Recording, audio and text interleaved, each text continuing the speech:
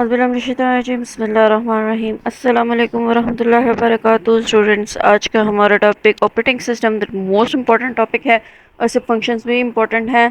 ठीक है, तो पूरी वीडियो अच्छे से देखिएगा, कुछ भी मिस मत कीजिएगा ताकि आपको सब कुछ क्लियर हो। और लास्ट में इंशाल्लाह मैं आपको जो है वो क्वेश्चन बैंक्स मतलब इस टॉपिक से रिलेटेड क्वेश्चंस भी मेंशन करूँगी। ठीक है, आपने 9th क्लास में भी जो है ऑपरेटिंग सिस्टम की डेफिनेशन देखी होगी और उसके टास्क।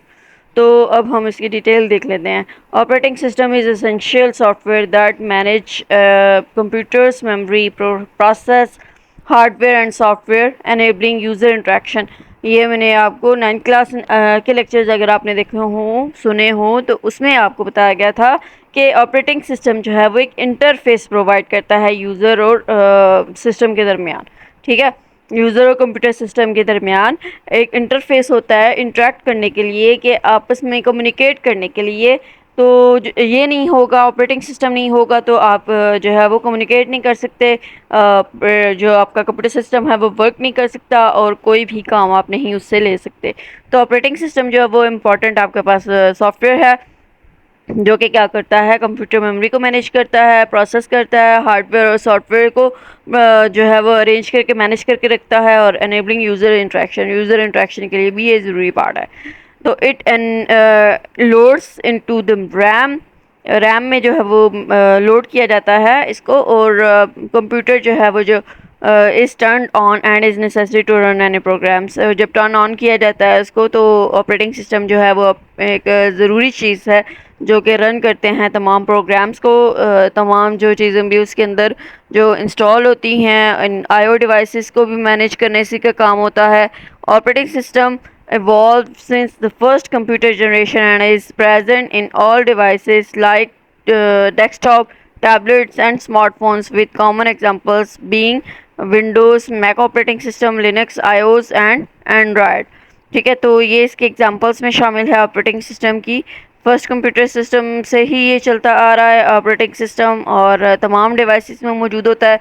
इवन आपके मोबाइल्स लैपटॉप्स में भी और ये आईफोन्स वगैरह में भी मौजूद होता है एंड्रॉयड की शक्ल में, और डेस्कटॉप, टेलीफोन, स्मार्टफोन, टैबलेट सब में जो है वो ये आपके पास ऑपरेटिंग सिस्टम की एग्जाम्पल्स हैं। विंडोज़ है, मैक ऑपरेटिंग सिस्टम है, मैकिन्टॉश जिसको कहते हैं, लिनक्स है, आईओएस है एंड एंड्रॉयड है। ठीक है, तो होप सो आपको इसकी समझ आ गई।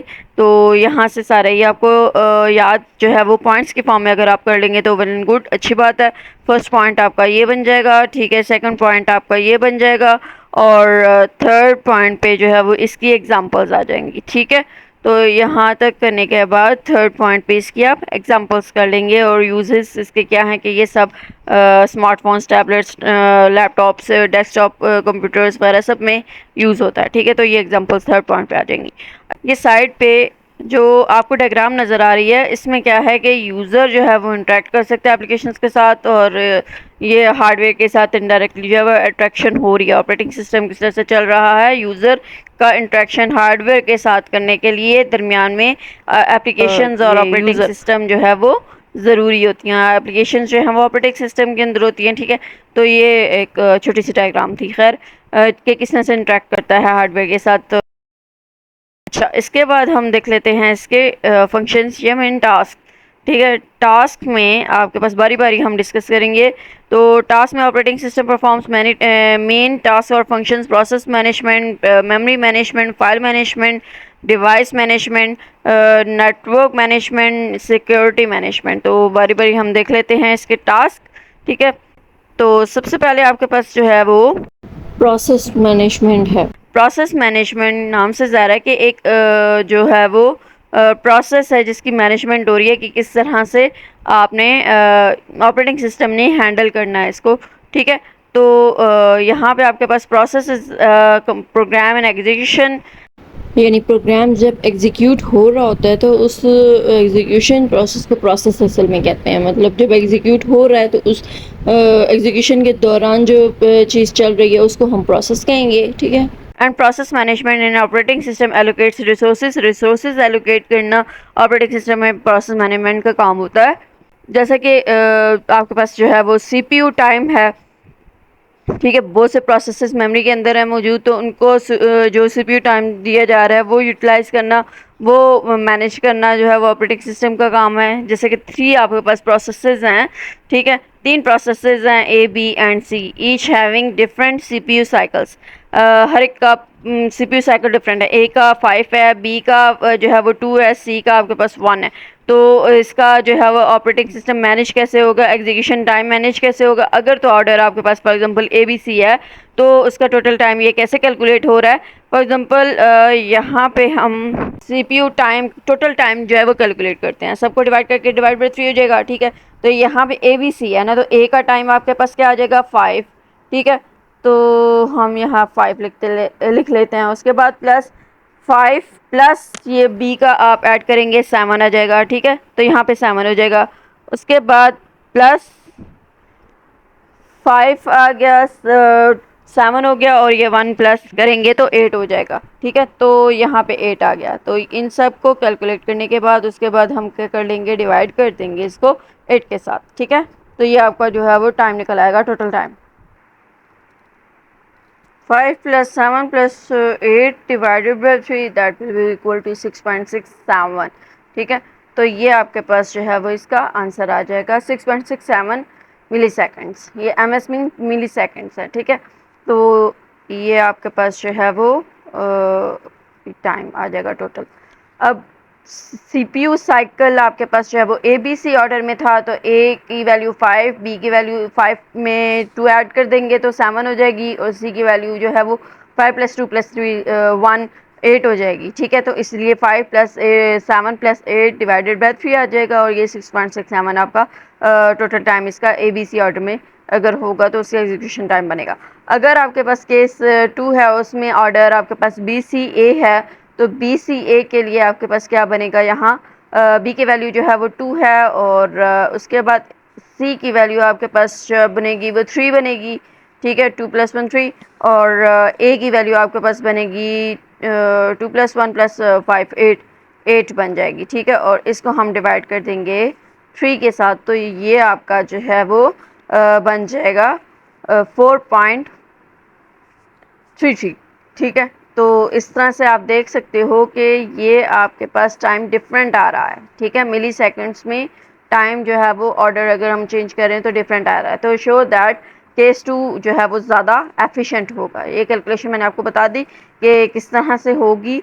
सीपीयू साइकिल्स में एक का जो टाइम है वो आपके पास जो है वो 3 प्रोसेस हैं। प्रोसेस ए का टाइम 5 मिली सेकेंड है, प्रोसेस बी का टाइम 2 मिली सेकेंड है सपोज दैट, और सी का टाइम जो है वो 1 मिली सेकेंड्स है। तो अगर आपके पास ऑपरेटिंग सिस्टम मैनेज कर रहा है एग्जीक्यूशन टाइम को, तो जो केस 1 है उसमें ए बी सी ऑर्डर है, तो उसका टोटल टाइम जो है वो 6.67 आएगा। 6.67 मिली सेकेंड्स कैसे आएगा ये भी मैंने एक्सप्लेन कर दिया। और केस 2 जो है उसमें बी सी ए ऑर्डर है, उसका जो टाइम होगा वो 4.33 मिली सेकेंड्स आएगा। ठीक है, तो नेक्स्ट आपको होप सो इसकी समझ आ गई। अब हम चलते हैं मेमोरी मैनेजमेंट की तरफ। तो मेमोरी मैनेजमेंट जो है वो भी एक ऑपरेटिंग सिस्टम का पार्ट है, और उसके अंदर क्या होता है, and manage the operation of main memory during operation of the computer. Computer के ऑपरेशंस के दौरान मेन मेमोरी के ऑपरेशंस को कंट्रोल करना, उसको मैनेज करना जो है ऑपरेटिंग सिस्टम का काम है। यहाँ पे बेस्ट एग्जांपल जो मैं देती होती हूँ वो ये है कि फॉर एग्जांपल एक क्लास की स्ट्रेंथ 25 है फॉर एग्जांपल, और 25 ही सीट्स मौजूद हैं। ठीक है, तो कोई अगर उस क्लास में एंटर होना चाहता है, न्यू एंट्री कोई आना चाहता है, तो उसके लिए क्या करेंगे, और कोई सीट वगैरह के चांस नहीं है, कोई एलोकेशन नहीं है, तो उसमें हम क्या करेंगे, जब तक कि स्पेस जो है वो नहीं बनेगी, कोई बच्चा जो है वो लीव नहीं करेगा। या लैब्स की बात कर लें तो लैब में जो है वो बच्चे एंटर हुए हैं, सीट्स भी उतनी ही है, 25 सीट्स हैं। कोई न्यू बच्चा, एक बच्चा रह गया, वो आना चाहता है, तो उसको जो है वो जगह नहीं मिल रही है, तो उसका क्या करेगा कि जब कोई एक बच्चा जो है वो अपना काम कंप्लीट कर लेगा, तो जो न्यू बच्चा जो एंटर होना चाह रहा है वो उसकी जगह ले लेगा। ठीक है, तो इस तरह से जो है वो ये मैनेजमेंट कंप्लीट हो जाएगी। तो यहाँ पे भी यही चीज़ है। नेक्स्ट एग्जांपल में हम देखेंगे, it allocate space of to the programs that are loaded in main memory for execution. Execution के लिए जो मेन मेमोरी में लोड होना होता है प्रोग्राम्स को, उसकी स्पेस को एलोकेट करना जो है वो ऑपरेटिंग सिस्टम का काम होता है। ठीक है, अभी आप नेक्स्ट एग्जांपल देखोगे तो ये डायग्राम अच्छे से समझ आएगी। It keeps track of free memory की जो ट्रैक है उसको रखना इसका काम है। When a program is closed and updates the memory status, जब मेमोरी स्टेटस अपडेट करना होता है, अगर ये एग्जांपल आपके पास है देखो इसमें, तो अगर एक का काम कंप्लीट हो चुका है तो उसमें क्या करेंगे वो मतलब एक प्रोसेस जो है वो अपना काम एग्जीक्यूशन कंप्लीट कर चुका है, तो उसकी नेक्स्ट जो प्रोसेस होगा वो जगह अपनी लेगा, और जो पुराने वाला प्रोसेस है जाहिर सी बात है जब उसका काम कंप्लीट हो चुका है तो वो डीएलोकेट हो जाएगा, मतलब अपनी जगह जो है वो छोड़ देगा। Manage memory of two processes P0 and P1. P1 is being loaded, swap in, P1 जो है वो लोड हो रहा है, लोड किया जा रहा है, ठीक है, and P0 is being swap out, यानी कि taken out from main memory से जो है वो स्वैप आउट हो रहा है, क्योंकि उसका काम जो है वो एग्जीक्यूशन जो है वो कंप्लीट हो चुकी है, तो उसकी जगह पे P1 आ जाएगा। ठीक है, होल प्रोसेस जो है वो आपके पास ऊपर डायग्राम में इसने शो कर दिया था। होप सो आपको इसकी समझ आ गई। फाइल मैनेजमेंट तो बहुत ही सिंपल है आपके पास कि फाइल मैनेजमेंट जो है वो क्या काम करता है कि फाइल्स एंड फोल्डर्स को जो है स्टोरेज डिवाइसेस के अंदर हैं किस तरह से अरेंज करके रखना है, किस तरह से मैनेज करके रखना है, उसमें वो इसका ऑपरेटिंग सिस्टम का काम होता है कि उसमें रीनेमिंग, उसके ऑपरेशंस को कंट्रोल करना, मतलब उसकी कॉपी बनाना, क्रिएट करना, उसको मूव करना, रीनेम करना, डिलीट करना, सर्च करना फाइल्स को और फोल्डर्स को। इसके अलावा जो राइट ऑपरेशन है, open close operation, read operation है, ये सारे के सारे मैनेज करना जो है वो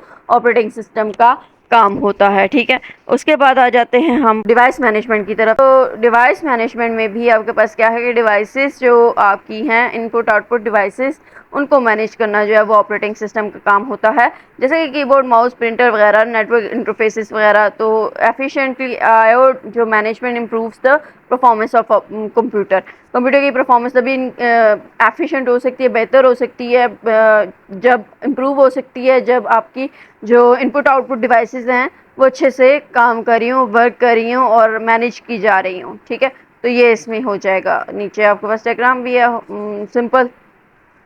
अब एग्जांपल आप देख लें तो एग्जांपल में 3 आपके पास प्रोग्राम्स हैं ए, बी एंड सी। तो विच आर यूजिंग प्रिंटर कौन यूज़ करेगा?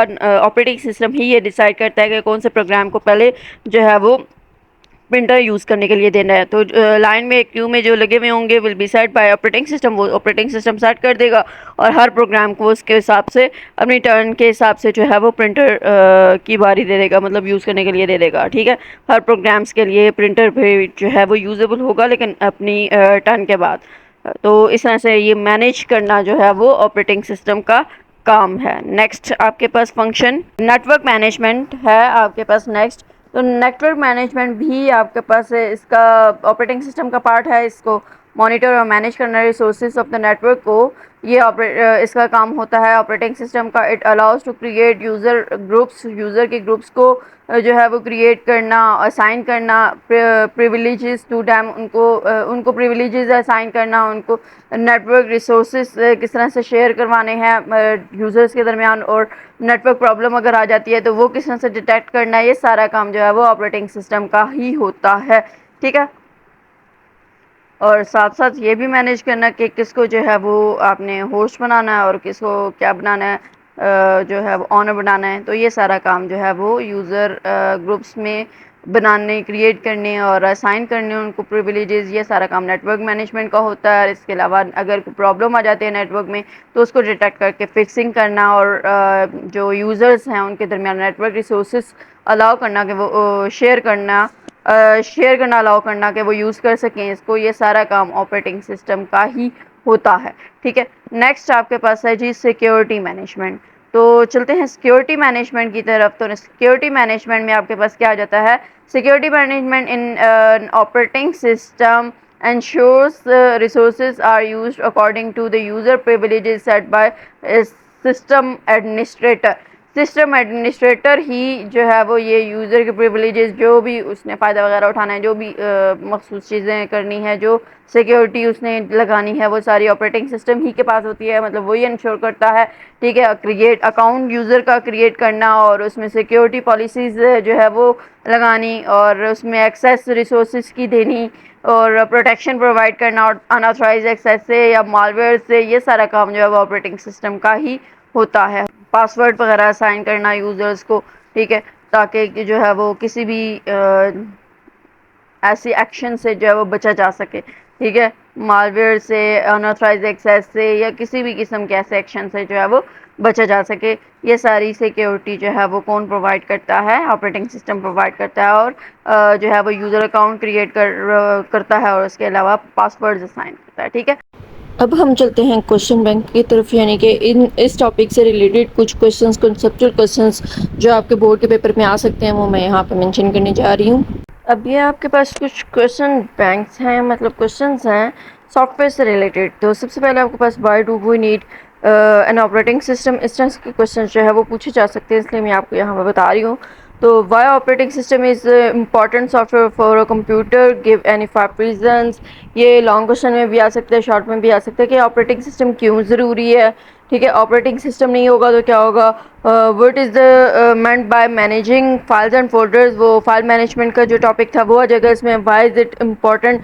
What difficulties the student may face if he she is not familiar with operating system of a computer. Computer के ऑपरेटिंग सिस्टम के साथ अगर इसको जानकारी उसकी नहीं है तो फिर क्या स्टूडेंट को जो है वो फेस करना पड़ेगा, ठीक है। ऑपरेटिंग सिस्टम जो है वो कैसे इनपुट आउटपुट डिवाइसेस को मैनेज करता है, ये आपके पास आ जाएगा डिवाइस मैनेजमेंट में, ठीक है। तो ये कुछ कंसेप्चुअल क्वेश्चंस हैं और इस तरह के क्वेश्चन जो हैं वो आपसे पूछे जा सकते हैं। नेक्स्ट आपके पास है कि आपने ये लॉन्ग क्वेश्चन में कि कोई से भी आपसे कहा जाए 4 एक्सप्लेन करने हैं या 5 एक्सप्लेन करने हैं या बता दीजिए कि इसका पर्पस क्या है, इनका पर्पस क्या है, ये बता दें। मतलब इस तरह के क्वेश्चंस हो सकते हैं। Define process management, define memory management और प्रोटेक्शन सिस्टम जो है वो कंप्यूटर में क्यों ज़रूरी है, ये आपसे पूछा जा सकता है। प्रोटेक्शन सिस्टम यानी कि सिक्योरिटी मैनेजमेंट वाला जो हमारा था ना सब टॉपिक, ठीक है। तो वो आ जाएगा यहाँ पे। ये 2 आपके पास क्वेश्चन हो गए। अच्छा, उसके बाद आपके पास अगर हम मेमोरी साइज इंक्रीज भी कर देते हैं तो आप क्या ख्याल है कि मेमोरी मैनेजमेंट जो है वो इम्पोर्टेंट फंक्शन होगा ऑपरेटिंग सिस्टम का? जस्टिफाई करना आपने आंसर इनको, ठीक है। तो ये भी क्वेश्चन आपके पास बन सकता है, या फिर जस्ट ऑपरेटिंग सिस्टम के फंक्शंस को या टास्क जो नेम्स हैं उनको एनलिस्ट करना है, उनको मेंशन करना है, तो वो भी आपसे यहाँ पे पूछा जा सकता है। तो इस तरह के कुछ क्वेश्चंस होते हैं। होप से आपको सब कुछ क्लियर हो गया होगा, अब सब कुछ समझ आ गई होगी। कोई भी कन्फ्यूजन किसी किस्म की भी हो, कुछ भी समझ ना आया हो, कोई भी प्रॉब्लम हो तो आप क्वेश्चन करें, कमेंट करें और अपनी राय का इजहार करें। नेक्स्ट वीडियो तक के लिए अपना बहुत सारा ख्याल रखें। टेक केयर, अल्लाह हाफ़िज़।